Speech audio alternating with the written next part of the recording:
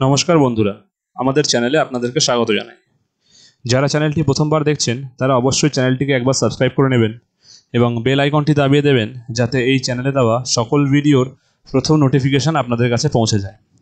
তো আজকে আমাদের টপিক হচ্ছে 2020-22-এর যে প্রাইমারি মামলা, যেটা গতকালকে ওঠার কথা ছিল, তার কি হলো। দেখুন, 2020-22 কেসটা কি সবার আগে একটু জেনে নেওয়া যাক।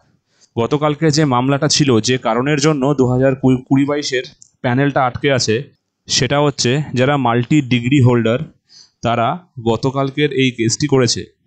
এই কেসটি মিটে গেলে 20-22-এর যে প্যানেল সেটা দিয়ে দেওয়ার কথা।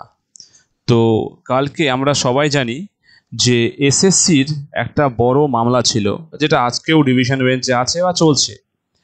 তো কালকে 20-22-এর মামলাটা দুপুর 2টোর পরে ওঠার কথা ছিল অ্যাজ আ অ্যাসাইন্ড ম্যাটার হিসাবে।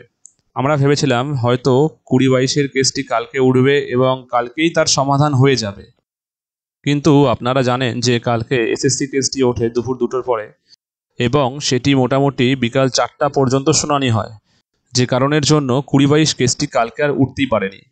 তো এবার অ্যাকর্ডিং টু হাইকোর্টের যে রুল, সেটা ওয়াইজ 20-22 কেসটি এখন পরপর প্রতিদিনই প্রায় লিস্টেড হবে।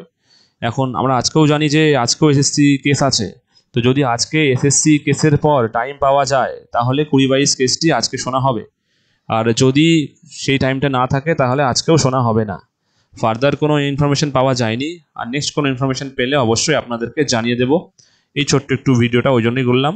ঠিক আছে, ধন্যবাদ।